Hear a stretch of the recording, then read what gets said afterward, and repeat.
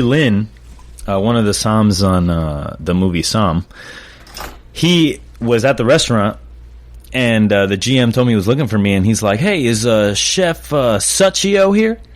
And I'm like, wow, he may think that Sucio is Italian, and my last name is Sucio, which wouldn't be a bad name. But anyway, moving on. Episode 20. All right. Of Suciotalk. Here to entertain you guys. I'll see you next Monday. All right. Next Monday is, it should be fun. I got a little bit of a long journey this week. I'm going to do some podcasts. Actually, tomorrow night, I'm doing a podcast with Andy Dubrava after dinner at Rustic Canyon. So you have that one to look out for. And just remember, as I record them, they're probably like 2, 3, maybe 4 weeks out now, right? Just because I'm loading up on episodes. So, but I've been everywhere, man. And this journey of, getting on the road and driving up to San Francisco about 10 times now in the past 2 months, and going to LA all the time, and just traveling and moving. It's been amazingly inspiring. The people watching has been awesome. And pretty soon, I'll have another adjective than awesome to describe something. All right, with that, I leave you. Suciotalk, episode 20. Alrighty, here we go. Sitting here at the NorthBlock Hotel in Yountville. That's a city of Napa, I guess. You call it a city? Yeah, a borough of Napa. Thomas Keller Town. Yeah. The French Laundry's in this town. That's what it's mostly known for, but in the future we'll be known for the new restaurant that just opened up on the block. What are you guys calling it? It's just called NorthBlock. NorthBlock. So you just stayed with the name of the hotel. Yeah. It's kind of like one whole encompassing thing. Got you. So, Chef, introduce yourself to everybody. I'm Nick Tamburo. Nick Tamburo? Yeah. From, you come from New York, right? Yeah, well, I just moved here from New York City, but I grew up in Boston area. Yeah. Got you. Yeah. So, cool. So, this is what you're doing now, and you know that on this show, we're going to go all the way to when you were a little infant. So what's your background like? Where are you from? I grew up South Shore, Massachusetts. Okay. Like 20-30 minutes south of Boston. All right. That was good. What did your parents do?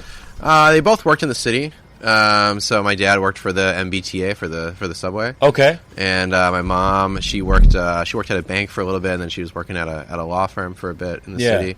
So they were kind of like back and forth a lot. So it was good because I got to spend a lot of time in the city, on the weekends as a kid and stuff like that. Awesome. It was good. So, what was your food childhood like? What were you eating? Well, both, my dad's family is they're pretty Italian. Yeah, okay. Italian, all right. There you go. So, some of that stuff, but not like super Italian. We didn't do Sunday gravy and stuff like a lot of people do. But both my parents are pretty good cooks. Like, my mom would always, cook recipes out of, magazines and shit. Like, if she got, house type magazines. Yeah, for mom sure. type magazines. She'd always, try new recipes and stuff like that. So we ate pretty well.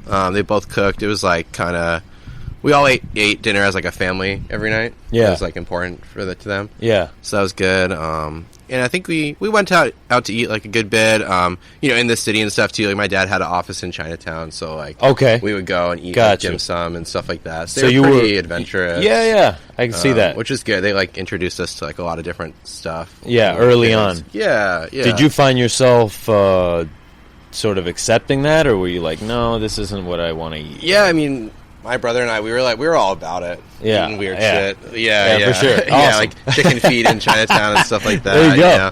We weren't going anywhere fancy, but we got to eat, different types of food and stuff. So Cool. Good, yeah. And then, what were your interests as a child? Did you like cooking? Were you cooking, or no? I would, help my mom. Yeah. Sometimes, prep and stuff. Got you. Yeah, a little bit of cooking. I don't know, when I was really young, we made a lot of, like, home movies. Okay. And stuff Very like cool. that. You and your brother? Yeah, my brother, our friends, like, neighborhood kids kind of Okay. thing. Like, when we were, like, this is, like, before high school, like, when we were really young. Yeah. So. What kind of movies are we talking about here? I don't know, Action just, adventure like, movies? Yeah, like that kind of stuff. Yeah. Stand By Me? Yeah. You're like, there you go. And this, I guess, filmmaking, that was something that you were interested in? Like, for real? I guess it ended up being, weirdly enough, like, later on.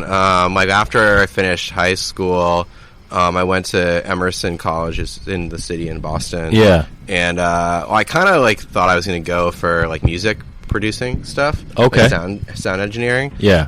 Because in high school, I played in, like, a lot of bands and stuff like that. That was, like... That's what I thought I was going to do, I guess, just like playing a band. Playing a band. Heard Pretty that. much, you know. Yeah. Yeah, played in like a couple of punk bands and stuff. So you're into the punk rock. Yeah, that's my shit. Is that your what kind of bands we talking about? I mean, everything from like 90s emo I really like a lot. Okay. Like American Football, Cap'n Jazz, that whole thing, and then also like, I'll still listen to Black Flag and Bad like Brains that. and Misfits and that. Yeah, totally. All right. So that's kind of like what I was into, and so yeah, I went to school in the city because like I still had like my band and stuff, so I wanted like stay close to home so I could keep playing music. With them. So then I ended up gravitating towards like filmmaking and photography, kind of like later, like during school and stuff like that. Got you. So you're like, I'm gonna do a music career, and then you're like, this isn't working out. I'm gonna be a and then I think I thought, yeah, right.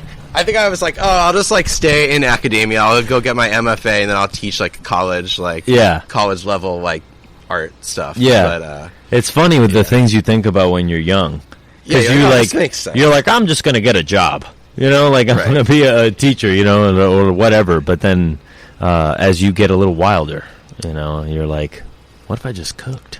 Yeah. Yeah. When did you start working in restaurants? That was like, I had done, like when I was in high school, I worked at like a bagel place. Okay. Which was cool. Like, I mean, mostly I just like made sandwiches and like coffee and like did the cash register. Yeah. And then I ended up baking bagels like a little bit later there. But then, and like during college, like I worked at like a coffee shop and like stuff like that here and there. Just like, they were just jobs. But then like my senior year of college is when I got like really into food, or like senior year of college. And then, so then I only had like kind of part-time classes towards the end there. So I just like started cooking like part-time. Okay. Where'd you go? What restaurant? This restaurant in Cambridge, Mass. So that's like Cambridge is like right there. Yeah. And are you from Rhode Island? Is that? No. Well, I lived in Rhode Island a lot, but I used to pick up a lot of weed in Boston. Oh, so yeah. I know. Yeah, for sure.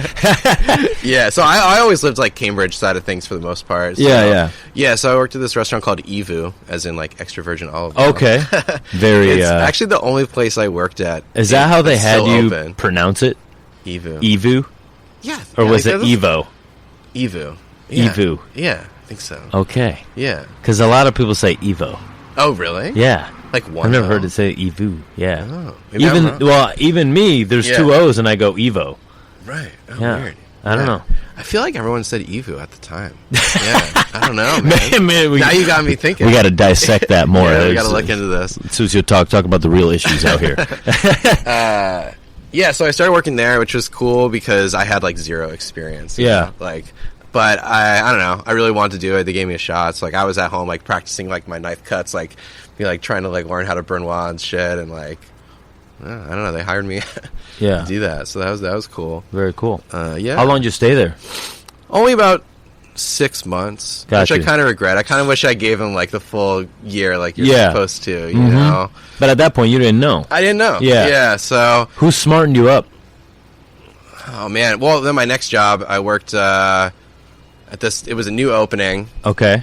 This restaurant. Wow. Second restaurant opening. New opening. Yeah. Okay. That's like that's why I left, because I was like, I want to do like. Okay. You want? I got you. You want to be challenged, and also the best part. I wasn't good enough to like be challenged. Like I didn't even know what the fuck I was doing at that point. So. But the best part about opening a restaurant is everybody starts at the same level. Yeah. No matter, even like, higher skilled people will. Right. Everybody's on the same keel. So that's cool about opening. Yeah. What did you do during the opening?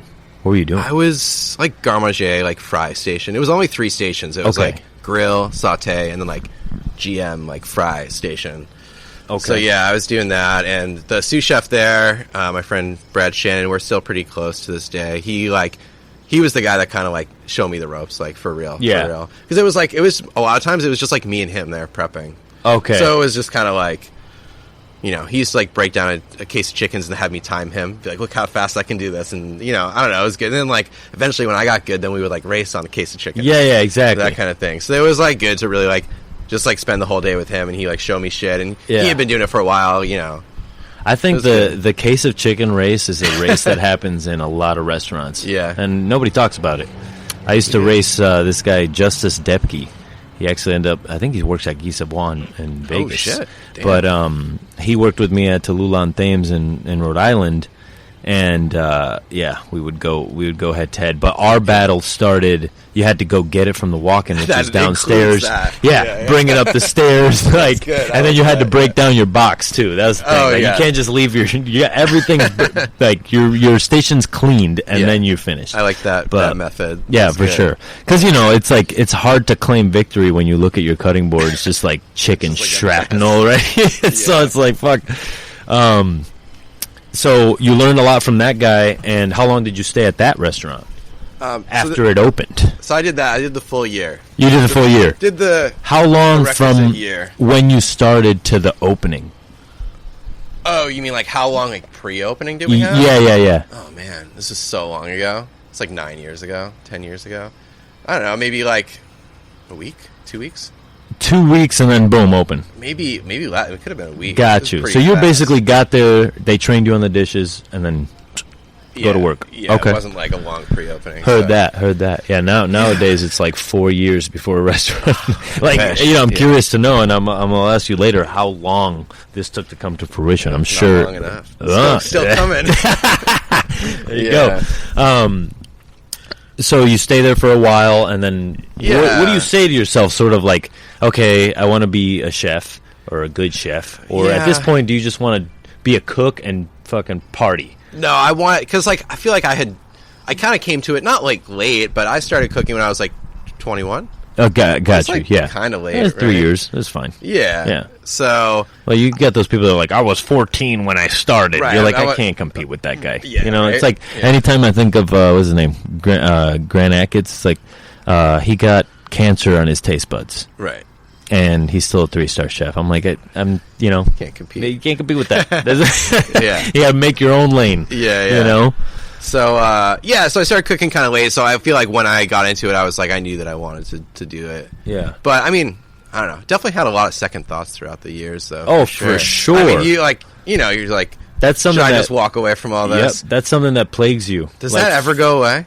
I don't think it goes away. Doesn't go away. Some people have to know, though, that it's like what they want to do, no matter what. Right? Yeah, I think I've come to that conclusion.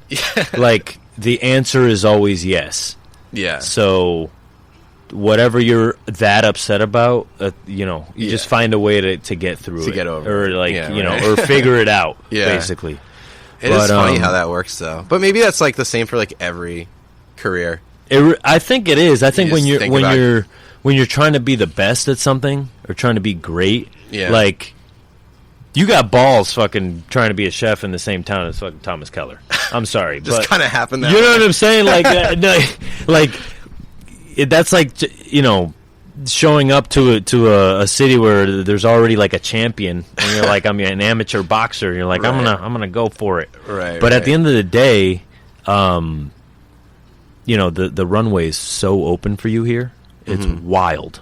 So but I keep skipping ahead here. So let's stay 10 years back. What were we talking about? 15 years ago. Oh, about cooking. So I was like into it, definitely had a lot of second thoughts about it, and everyone I went to school with, like, they weren't cooking because I went to like art school, so everyone else is like doing their thing or whatever, and I'm like, working like 60 hours a week, just like can never hang out. Yeah, like, they're having a barbecue. So and that was like, going to work, guys, for sure. Yeah, that part is tough, definitely. That was probably the worst of it. Yeah. I always enjoyed working in the morning because you're in before anybody is awake, and then you come back when everybody's sleeping. So you never feel bad about what they're doing. Right. The Yeah. worst